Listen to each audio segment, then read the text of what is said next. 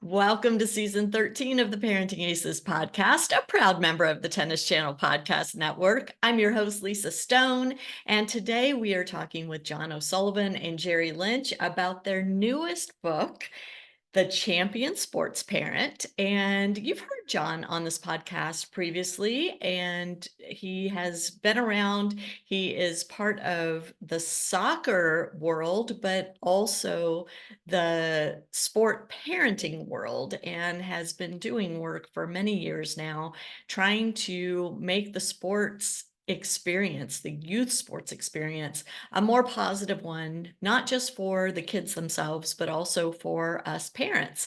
So John and Jerry have written their latest book and are here to discuss it with us. And I think you're going to recognize a lot of familiar themes that have been underlying the podcast that we've been doing for the past 13 years. This is why I love these two gentlemen, because we are so much on the same wavelength in terms of what we as parents need to do to help our kids have a more positive experience in their chosen sport. Before I get to John and Jerry, though, I want to remind you guys about our upcoming trip to Spain. That is going to take place July 18 to 27 of 2025. So next July, we are taking a group of players and families, if they would like to join, to Barcelona and Mallorca to train and compete against their peers from all over the world. It's going to be an amazing experience that's going to include some sightseeing, some education, and maybe a meet and greet with Rafa if he's on site at his academy in Mallorca. I'm super excited about this trip. I hope you guys are too. All the details are on our website, so head on over to parentingaces.com. It's right at the top there. Just click on the article and you will go to our brochure and our registration link. So that said, I want you now to sit back, relax, and enjoy my conversation with John O'Sullivan and Jerry Lynch. John and Jerry, welcome to the podcast. So great to see you. Sorry about my dog barking in the background. There's somebody at my front door. But anyway, I'm so glad to see you both. And first of all, congratulations on the book. You guys are so prolific now. Got a whole library that you've done together. Yeah, we're super excited. It's fun to do a second book with Jerry for sure. We did the first one together, The Champion Teammate, last year and or a year and a half ago, and we enjoyed the process. We didn't dread it. So yeah, we decided to do another one again and a companion, and it's been a fun journey. Jerry's a much more prolific writer than me, so he may be ready for his next book. I'm ready for a break. I'm going to put your name on it anyway, if you don't want to write. So before we dive in to the Champion Sports Parent, I want to just ask you each to give us just the down and dirty bio so our audience can kind of know exactly where you're coming from. So Yeah. John, we'll start with you. Yeah, sure. So, I mean, Lisa, you and I connected probably 12 years ago, right, when I founded Changing the Game Project and published my first book, which was called Changing the Game. I had been a long time coach. I was a Division I college soccer player, played professionally for a while, and then coached college, coached youth, all the way up to this past May. So almost 30 years of coaching. But yeah, about 12 years ago, I started Changing the Game Project when my own kids were sort of just entering sports. And I was looking for a good parent education program and things like that for the soccer club I was running. And I wasn't finding something that I thought was good. So I'd always wanted to write a book. So I did. And here we are, 4 books later. But it's been a super fun journey in parent education, coach education, team development. And then Jerry and I met about 8 or 9 years ago, and he had been doing a lot of work in the team development space, and so he was very generous and sort of teaching me the ropes on that and getting me involved in that. So now I have some college teams and some consulting businesses where I work with sport governing bodies all around the world and schools and things like that. So it's been a super fun journey for sure. And your kids are now, you were just sharing with me, one's a senior in high school, one's in college, One's in and college, so it's you nice blink and now. they're grown. When I go and do talks, I sort of can talk about, well, this is when I began this journey, and this is when it ended, and I've done all this research and writing and talked and interviews and 400 podcast episodes and all this sort of stuff, to navigate my kids through the journey, which, as we were talking about off camera, really, at the end of it all, I wanted to have a great relationship with my kids, and I wanted them to be healthy, active, athletic kids who weren't burned out or beat down through injuries or things like that. And so far, so good. Yeah, love it. Jerry, give us your story. Well, it's a long story, so maybe I'll have to find a way to cut it short here. Um, yeah, I have four children that I've raised, and they're a little older than John's. They go between the ages of 28 and 40 right now. Shocking to say that, but so I got an early baptism into the culture of sports parenting. Uh, and at the time, I was working with athletes. And so what was amazing to me was everything that I was teaching the athletes and coaches and leaders, I wasn't able to do myself. And so the awakening came at an early age. And I was really quite shocked by that. Uh, I got interested in this journey of working with athletes, not to make a living really, but to make a difference. And I knew I could. And I have an athletic background like John does. I've been a gym rat since the age of 5. I still think that if I could bottle the smell of a locker room, and I'd be able to sell it and be a millionaire.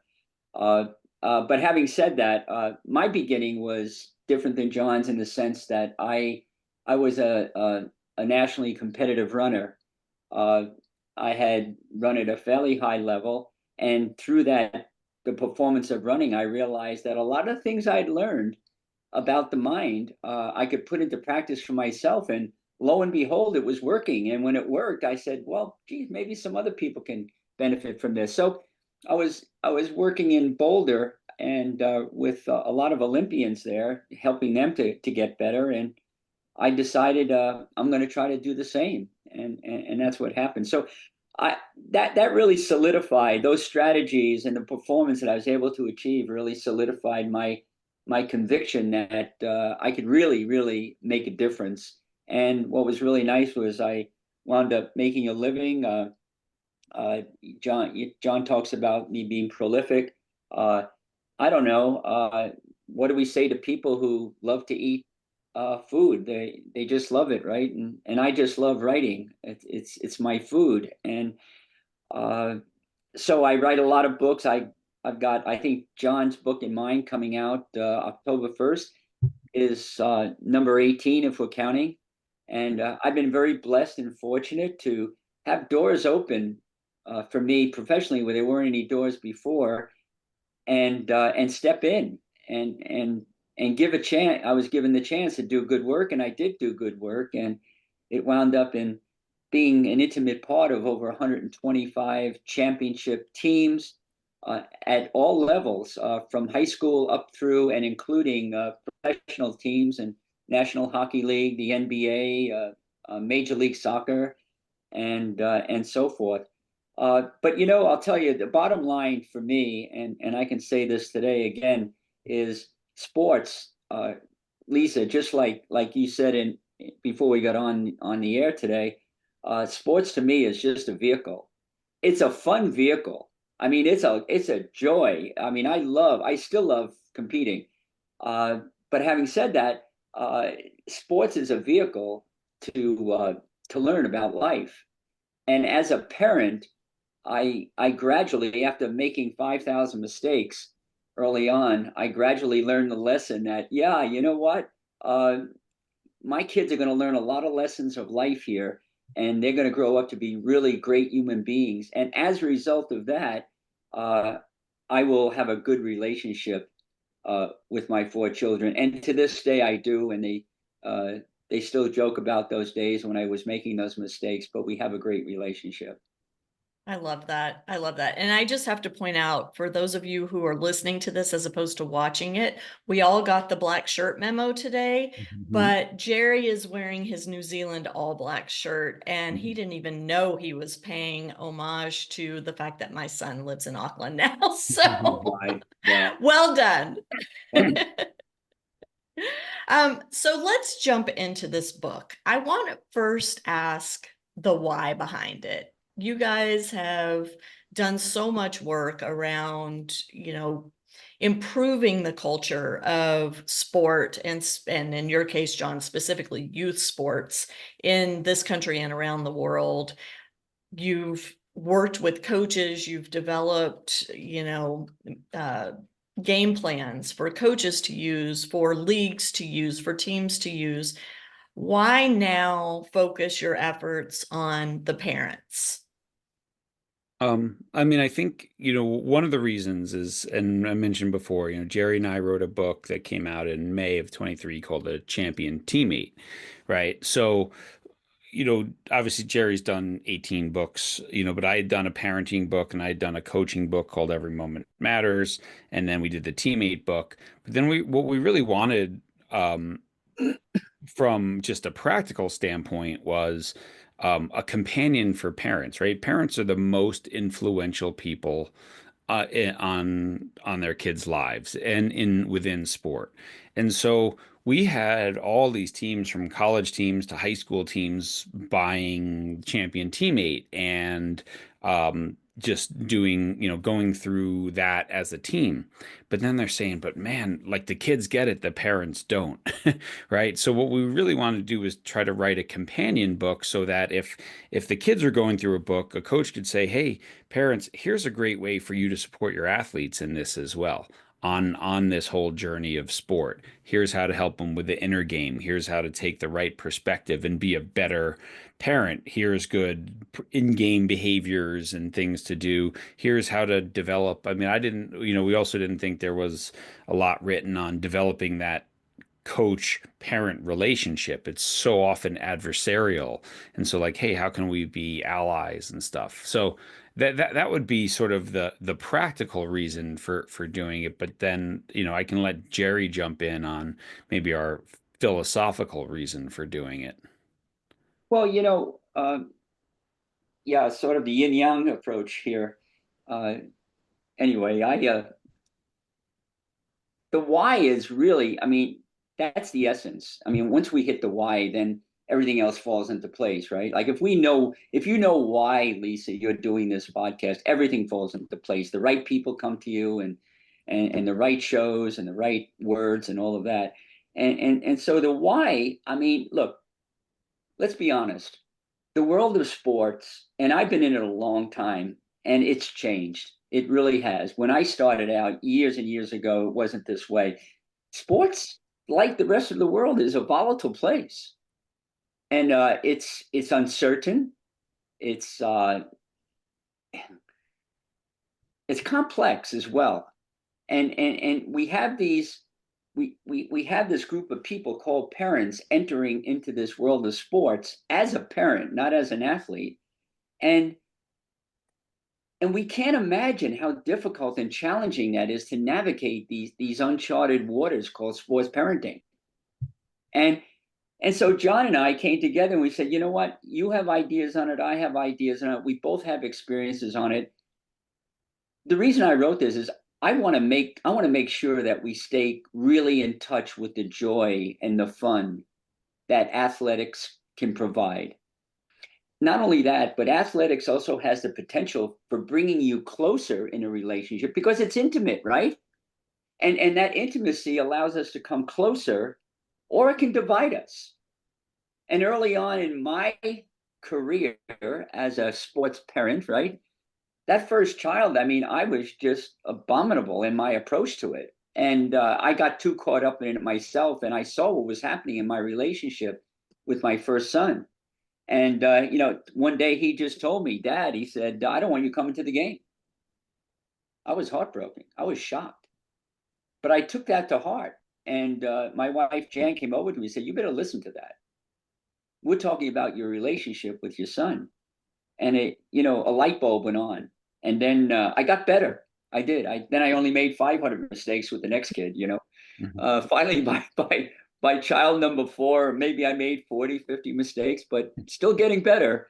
So philosophically, I feel that what we want to do, what John and I are trying to do, and correct me here, John, if I haven't spoken to you enough about this, but we want to change the world. I mean, I really do. And that's it. That's such a tiny goal.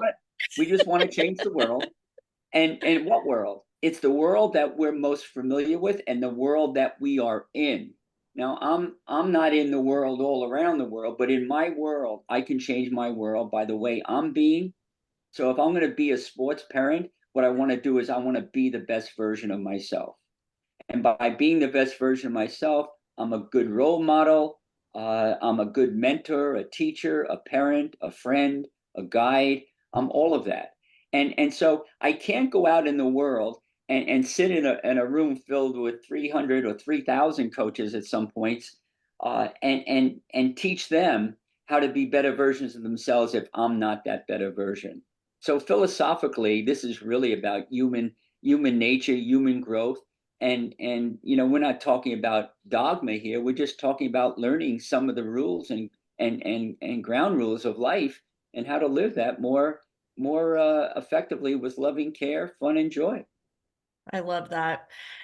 The intro to your book, you both talk about mistakes that you've made as a sports parent.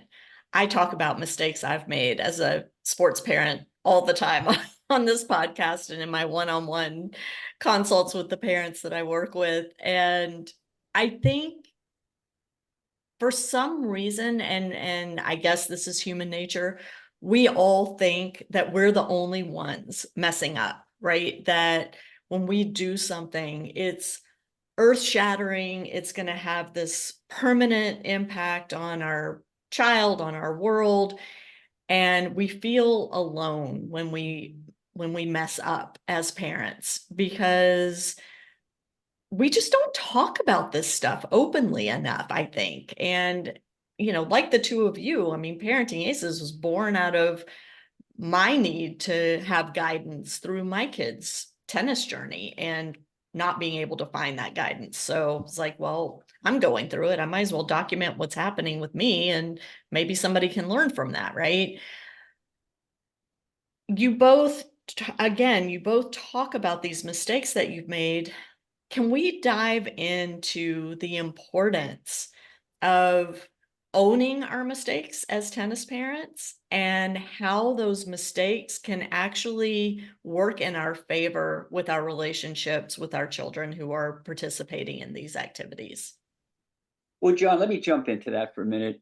This is a really important topic and a great question. One of the hallmarks of great leadership, of great, and parents are certainly great leaders, want to be great leaders, is vulnerability.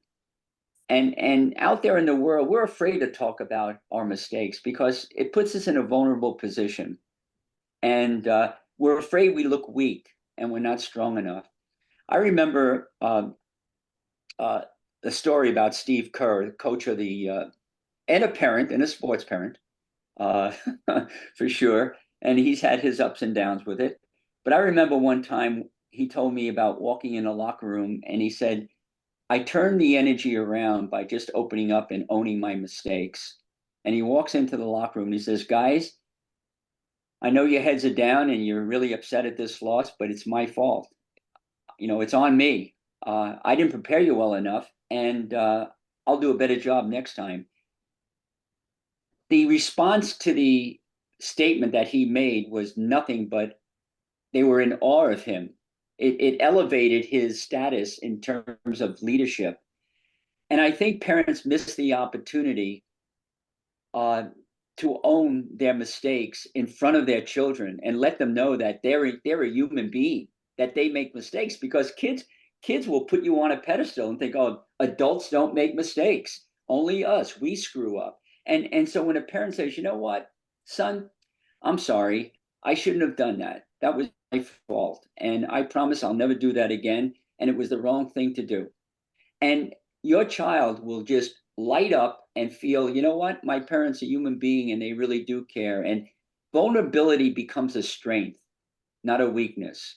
And, I listen a lot to Brene Brown. I don't know if you're familiar with her Oh work or yeah. not. Love her. Yeah, she has a podcast, by the way, on vulnerability by itself. And what's really interesting is she's being vulnerable as she's talking about vulnerability. I come away from that and I had the greatest respect for her because she's not just talking about vulnerability like it's an outside concept. It's something that we all have to experience. And that means ownership, back to your point. So yeah, it's really important to see how strong people will find you to be when you're willing to open up and own your mistakes. John, would you like to add to that?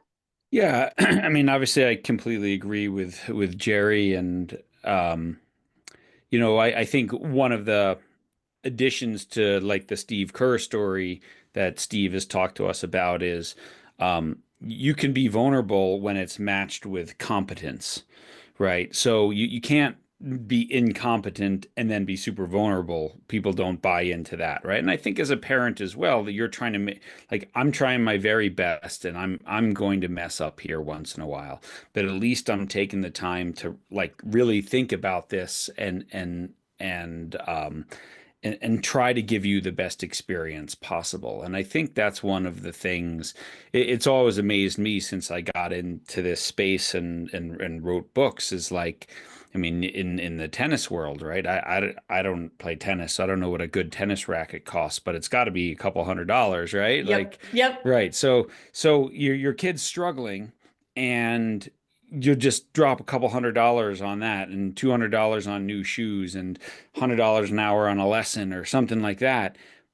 But take a moment and get a $20 book or listen to an hour-long podcast or something that might be a far greater effect on your kid than that new racket. Yes, the new racket's nice and fancy, but if the couple inches between their ears is struggling, or they feel like they're disappointing you or letting you down, or they're afraid to make mistakes, or all this sort of stuff, that's going to be a far greater detriment to their performance than the quality of their year-old racket or something like that. So this is one of the things I think as a parent, be vulnerable, but also, do your piece. Like I think the book What to Expect When You're Expecting far outsells year one, right? So everyone Yeah. like dives in when they're about to have a kid, and then once the kid's born, they just wing it from there on out. So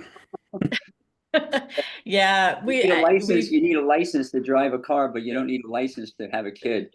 yeah. exactly. And I struggle with this too. Parenting Aces is a quasi business, but it's a passion project. And, like you said, John, trying to convince parents to invest in their own education, their own growth as the person that is most important in their child's life as their child is going through this sports journey is a challenge that we all face. And I'm hopeful that parents will come away from this particular podcast episode understanding the value in doing the work on yourself as the parent and the impact that that can have on your child's experience throughout the whole journey, not just in terms of their sport, but throughout their lives, right? We want to be better versions of ourselves so that our kids can be their best version of themselves.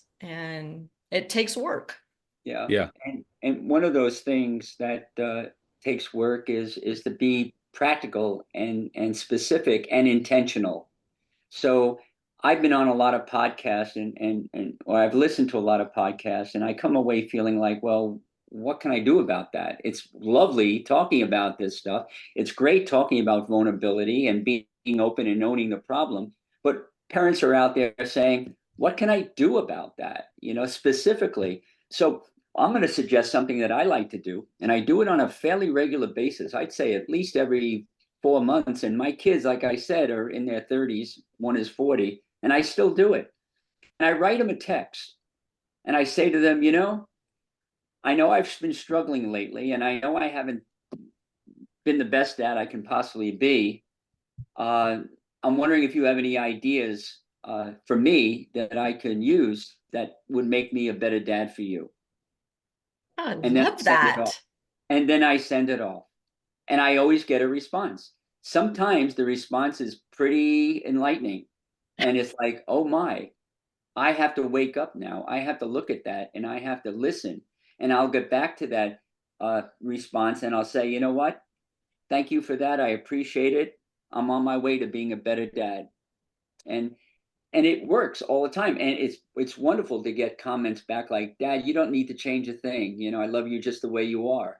And but that sends a number of messages. Number one is, not only do I want to improve and be a better version of myself, but I trust you. I trust your opinion, and I trust that you can tell me what's important to you so that I can be that way.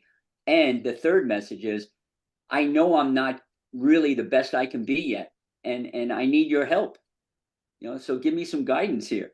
And that's really, like, for a parent to ask that from a child is huge. And when I learned to do that, my parenting rating went sky high after that. Well, and we talk about this too, in the Parenting Aces community, the importance of communication and open communication between the parent and the child, the parent and the coach and the child, right? And there's all these relationships that happen simultaneously, but I'm constantly saying to parents, like, you need to ask your kid, what do you need from me? What can I do to make this experience better for you? And so it's along those same lines as what you're saying, Jerry, with your text, but more specific, having to do with their tennis. But I love the fact that you're continuing this exercise with your adult children. And Yeah. Well, parenting never I'm gonna ends. steal that. I'm gonna steal that idea. I love it. That's why we're talking about this, and I think I have to steal things from you and John, and we're all in this together, and there is no playbook, and so we have to do it as we go, so to speak, for sure. Thank Absolutely. you. Yeah. No, I love Yeah, that. Lisa, I mean, I think one of the things like about this book and everything that we're doing, and this is the thing that we say to coaches, and I'll paraphrase Jerry, who says it very well, is we're not here to change the way that you parent. We're here to influence the way you think about parenting. Right? So we just want to influence the way you think about how you approach different conversations when those are happening, your own expectations of your children, finding the right environment, relationships with coaches. We just want to influence that so that, to use the word Jerry did before, you're intentional about those things and you don't just wing it. Because when you're intentional and thoughtful about those things, that's usually when they work out for the best. Well, and I want to just add to that, and I love that. We're still going to make mistakes. Even when we're being intentional, we're still going to mess up. And that's okay. Mm-hmm. What's not okay is to let the mistakes completely derail your desire and push to do better next time. Mm-hmm. And I think, that's one of the reasons that I'm still around, that y'all are still doing this work, is we want to keep encouraging families to put the work in. Just because you mess up, and again, you're gonna mess up, it's inevitable, but that doesn't have to derail the whole process. You come back and try again. You try, it's the little engine that could. As the Dalai Lama once said, uh, uh, he said, I'm going to screw up. And I think he used that word too. I'm going to screw up, but my intention is pure. Yeah. And that leads into something I want to make sure that parents are listening to here is, you're all good parents. We're all good parents. Our intentions are all pure. And otherwise you wouldn't be listening to this podcast by Lisa, right? You are good parents. We're good parents. But the thing is, we will screw up. And being a good parent is the ability to own up to how you screw up and to learn from that and forge ahead. But, we're not we're not perfect. We never will be, and we've got to keep going. I think I'm halfway there. I don't know. I got a ways to go. I love it.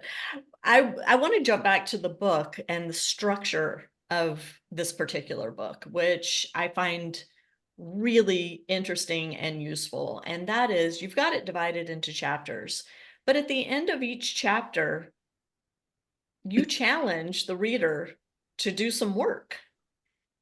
Can we talk about how y'all came to the decision to include that piece and why that's such an important part of this particular book? John? Yeah, well, years ago when I was doing my master's thesis, I read this great line that said there's a difference between information and knowledge, right? If information was the problem, we'd all be millionaires with six-pack abs, right? Right? The knowledge is the ability to take what you know and put it into action. And I think you only do that and sorry, that quote was Derek Sievers. I want to give credit where credit is due about the six-pack abs thing, right? So, when you know, we don't want to just give people information, or we want them to really think about it and understand how to put it into action.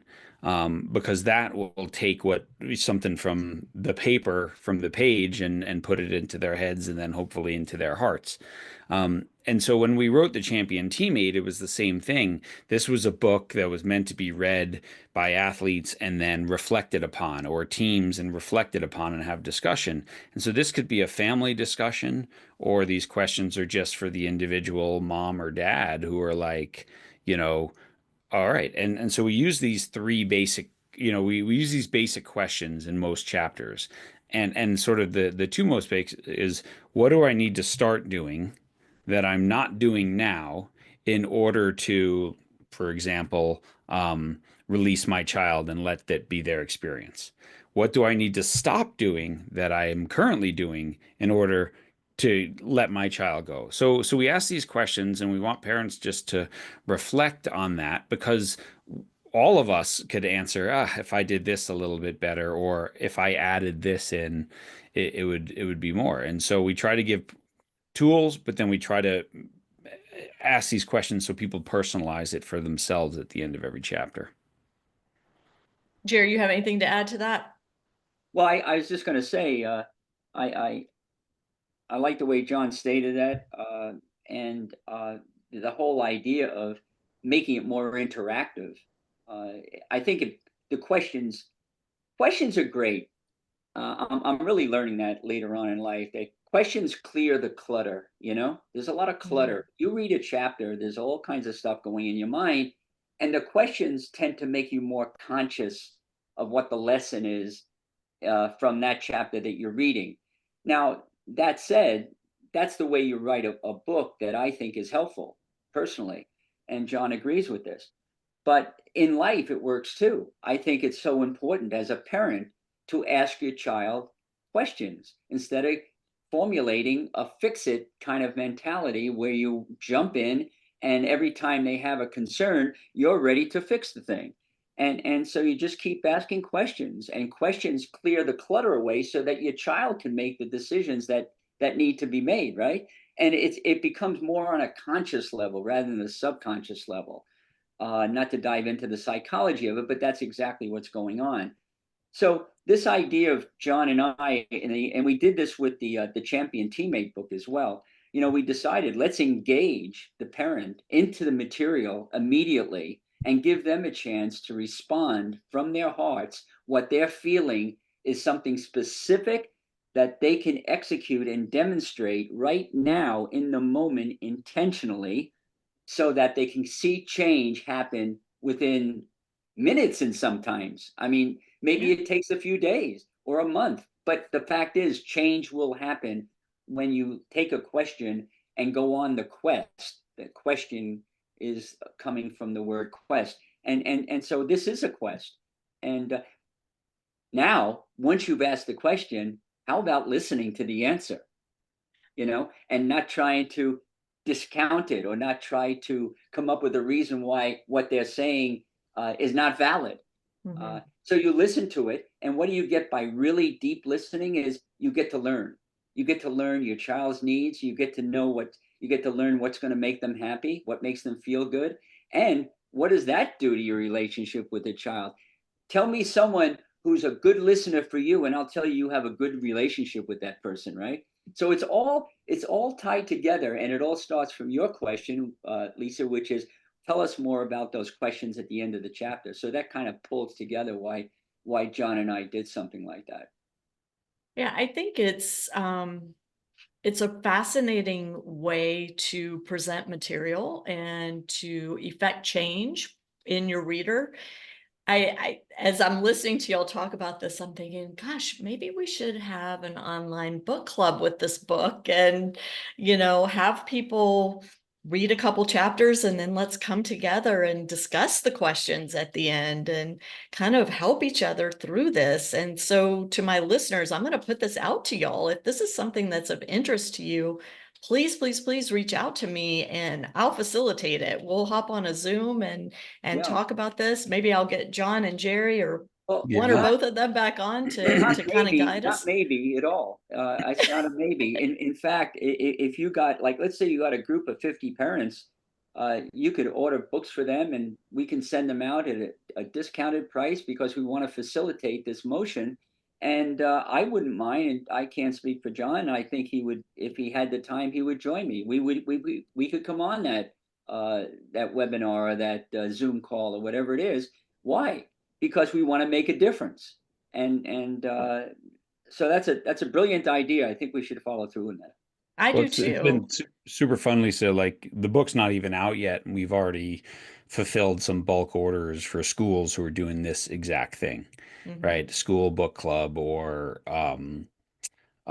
another sort of website like yours in a different sport is doing the same thing called soccer parenting and stuff like that, So yeah, it's out there. I mean, we just want to get people having good discussions around this stuff and then sharing the ideas.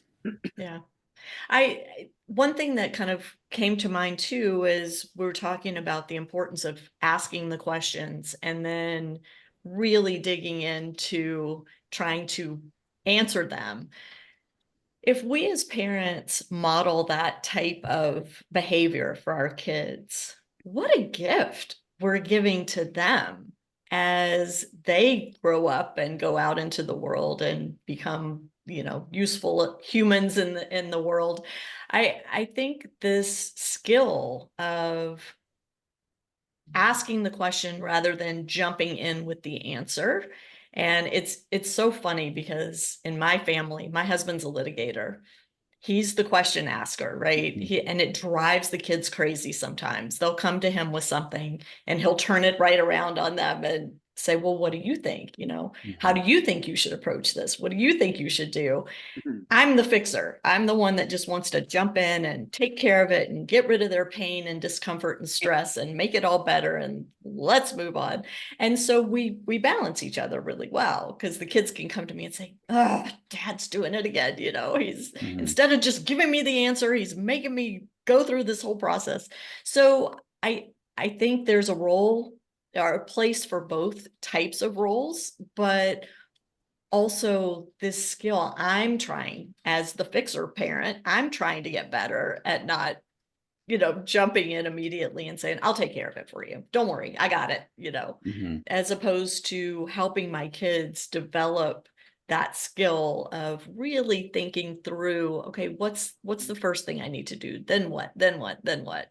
So this is all really But helpful. what really helps me, Lisa, and I think John knows this about me, what really helps me when I'm asking questions and trying not to fix something is as I'm approaching my child or my young adult, uh, I say to myself, okay, Jerry, what can you learn here?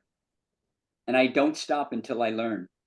And instead of formulating a fix it idea in my mind or coming up with a solution to help them because I don't want them to suffer, I don't want them to struggle, which I think suffering and struggle is the best gift you can give them because that's what the world is like. And now they're prepared for life, right? But if we're always Right. saving them from struggle, they're not too prepared for going out there in this volatile world, right? And I've made that mistake. But the thing that really helps me practically again is I'm going to go and I'm going to talk to my 40-year-old about this. And what I'm going to do is I'm going to ask a question, and then I'm going to see what I can learn. And I'm going to not stop until I keep learning and learning and learning. This way, I'm not thinking about how am I going to take care of this situation for him, right? So that's the question. Talking about questions, that's the most important question we could ask ourselves when we're asking questions of our kids. Love that. This is like I'm exhausted, but this is it's energizing, but it's exhausting because as we're talking through all this, I'm reflecting on, okay, I screwed that up. Oh yeah, I screwed that up too. Oh my gosh, I screwed that up really badly. and I'm constantly like you, Jerry. My kids are 28, 32, and 35. They're adults. They're out in the world. They're self-sufficient, but they do still come to me. I am still a person of import in their lives, and thankfully. So I do have to continue to get better and learn, and I love that whole notion of coming at it as an opportunity to learn, as opposed to an opportunity to fix. I think that's really good. Lisa, what do you think? John, just 1 second. Yeah. So what I hear you saying too is it's so easy to get down on ourselves when we screw up and all of that. And I think, we could spend an hour talking about this, and that is we need to have more compassion for ourselves. Come on, we're human beings. Anyway, John, compassion is a big thing in my life. I was just, I was going to ask Lisa, what does she think are some of the biggest challenges for tennis parents? Because my kids have always played like a not, what I would call tennis is a boundary sport, right? There's no one crashing into each other. So there's a whole different level of things that you're getting anxiety about, but not your kid getting hurt by an opponent, let's say, or something like that. But my daughter decided to play tennis her senior year of high school, and I'd go to her match. And one of the most interesting things I watched was what happened when your opponent was cheating. Right? Is that like a huge thing in the tennis world that every parent is dealing with? It is. And in fact, we just did a podcast on that. And the answer to your question is, in most cases, bad line calls are mistakes. They're not intentional cheating. And it goes back to, Jerry, the word you just used, compassion. I just recorded I posted a reel on Instagram about the need for grace and grace on the part of the player who's facing the mistake from the other side, and grace on the part of the parent who jumps to label the opponent as a cheater. And what that does to your own mindset and body language and attitude toward the sport, and the message that it sends to your child about labeling and accusing and all of these negative things that basically are going to set them up to hate the sport. And that is not at all what we want. We want our kids to love these sports that they've chosen to spend so much time pursuing, right? So as parents, we've got to learn to give grace. And again, this is not meant in any kind of religious connotation, but in terms of compassion. And, that whole thing about walking in somebody else's shoes. What is going on in that player's life that's causing them to make these mistakes? Do they just need to have their eyes checked? Because it could be as simple as that. I mean, it could be. And that was an issue with my kid, my tennis player.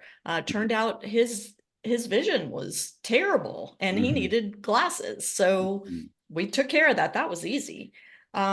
Is there something going on at home? Is there something going on at school that's causing this child to feel the pressure to call a ball that's close the incorrect way? Well, it was like this was my in my daughter's experience. I went to this match where the the opponent was so clearly cheating that afterwards the opponent's teammates came up to my daughter and her teammate, it was a doubles match, and said, "We are so sorry."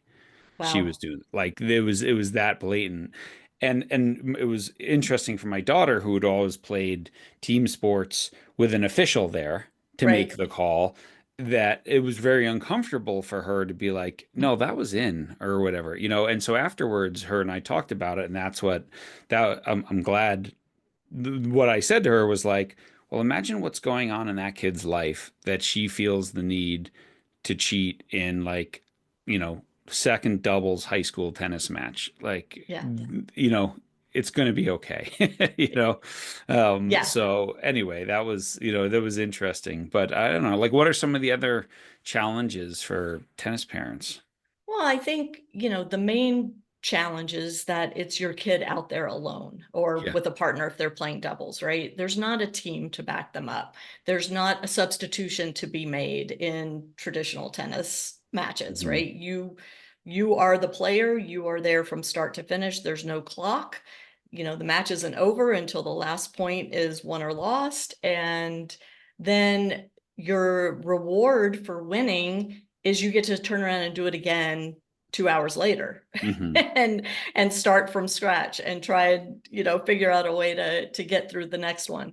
So I think for the parents, we feel we're often out there alone, which we are.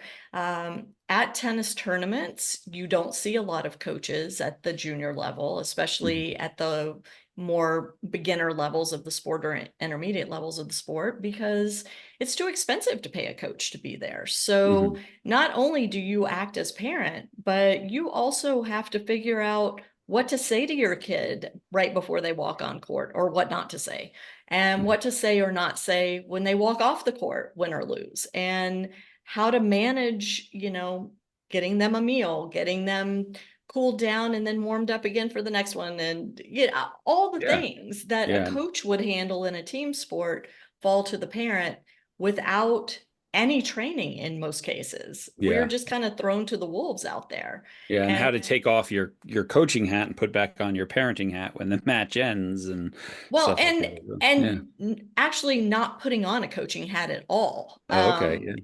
Unless you are the coach, and certainly Yeah. there are plenty of parents that act as parent and coach. But Yeah. if you are not the coach of your child, understanding what your role is, Hmm.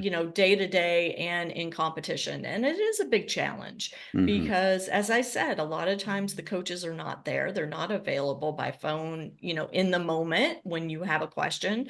And so we do, as parents, have to learn how to stay in our lane, but also then how to take what we're observing and communicate that back to the coach, because we have a different perspective than our player's going to have when they're Hmm. talking to the coach after a match. Hmm. We see things differently than the player sees. The player's typically more focused on, my backhand down the line just wasn't working today. I made too many errors, or, I double faulted too many times.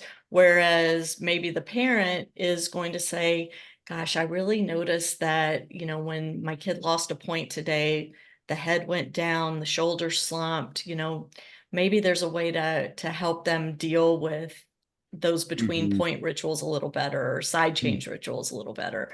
Hmm. So there's so many challenges. Yeah. It's Yeah. Yeah. hard to narrow it down. But when I meet with parents and work with them one-on-one, typically it's to say, look, you're, like y'all are saying, you're a Doing great good. parent. You're Yeah. doing a great job. Here are some things that we can talk about that may make you feel better about what you're doing. Yeah.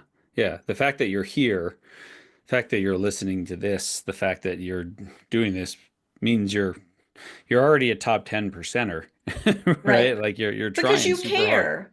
because you Right. care. Yeah. Yeah.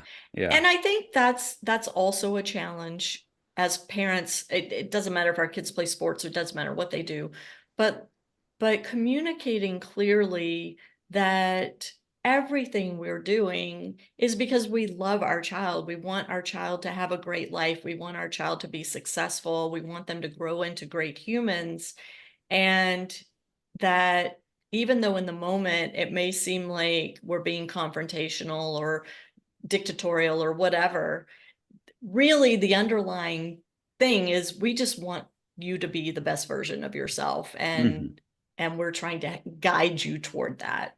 And that's all your kids want as well, I think, too. Right. Yeah. Admit it or not, right? Admit it or not. Yeah. Yeah. All All right. right, let's get back to the book, because we're coming to the end of the hour, and I do want to make sure that that people understand that, first of all, the book's not out till October 1st, but that's right around the corner. And so and we have a copy right here. So those of you watching, you can see it. The Champion Sports Parent. Where can people get the book? Where is it available? And when can they expect to have it in their hands? Well, like you said, October 1 is the official release date. We're potentially, sometimes with Amazon, they'll drop something a little bit early. I think you can pre-order Kindle right now. If anyone is interested in that, they can do that. And then Amazon is the place to start. It'll be in extended distribution because Amazon's our publisher. But so eventually you'll be able to get it at Barnes & Noble and all the other places you buy books. But out of the gate, Amazon's just the easiest. Cool. And we'll have a link to that in the show notes. And we do have an affiliate relationship with Amazon. So I'm just going to throw out there, if you purchase through our link, we may get a penny or two from the purchase. You get your 10 cents. Yeah, I'm not even sure it's 10 cents, but Yeah. But thank you for doing that if you choose to order through Amazon. What's next for you guys? A nap, a nice sleep. Finally sleep. Jerry will let me sleep. We're launching this book. We're also launching, Jerry and I have run this Way of Champions. We have this podcast called Way of Champions, which is the name of Jerry's business as well. But we have run a conference. We ran it for 8 years of just a coaching conference. And what we decided to do for 2025 is we are doing a small group mentorship and mastermind and certification program. So we have tons of people who come to our conference say, I want to go and teach this stuff at my school. I want to do all the leadership development for captains and coaches and teams and stuff. And so what we are doing in 2025 is basically giving people the material to do that, but really taking a 4-day deep dive personal development. We're going out into the woods of Colorado, sleeping under the stars, and it's only open to 25 people, but it's going to be a pretty intense experience. And so that's on, if you go to changethegameproject.com, you can see the info on that. But yeah, we're super excited about that. Just something a little different and really taking some coaches on a journey, but mostly so that they can go out and influence their communities, influence their schools, influence their clubs, and spread this influence. Yeah, like Love John that. and I can do just so much, and we do a lot. However, if we have another 20 to 25 people out there who are trained in doing the training that we do, look at how many more people we're influencing. And to me, it's all about the influential piece and how many people can we get on board with a system that really is what people are craving and what they really need. And that's what Way of Champions has been, and it will continue to be. For myself, thanks to John, I'm going to be creating a new website, one that's going to be updated. I haven't updated the last one in 15 years, 12 years or something. So John turned me on to a wonderful woman who's going to be doing my website conversion. And I just signed a contract with the San Jose Sharks, the National Hockey League team right here in California. And so I'll be a special advisor consultant to the organization, which is really great for me because as I get older, my fondness for flying and going to airports becomes less and less. And so Amen. this way I could keep it pretty local, but yet still have a big influence on a very important organization. And I'm going to write a book and John's going to be part of it, even though he doesn't know that and doesn't know how it's going to happen. But I've got an idea. I love it. I Yeah. love it. Well, when the new book is ready, I hope you guys will come back and share it with the Parenting Aces community. It's always so fun to chat with you, John and Jerry. I mean, you guys are amazing. I am so grateful to you for the work that you continue to do. I learn from you. To my audience, if you're not signed up, getting their podcasts, their articles, you're not following them on social media, you need to change that ASAP, and we'll have all those links in the show notes. So it'll make it easy for you to just click, join, you're done. Thank you both for taking time to chat with us and share your new book, and for writing the book, because again, not only are you imparting knowledge, but you're challenging your reader to actually internalize what they're reading and make personal changes to how they approach this whole sports parenting thing. Awesome. Well, Lisa, thank you for the amazing work that you do as well. You've been a beacon in the tennis world, and I'm so glad that we connected right when I got started. And it's been great to watch your work continue to evolve and as well. So thank you so much for having us on. Of course. Absolutely. To my audience, thank you so much for tuning in. We will catch you next time on Parenting Aces.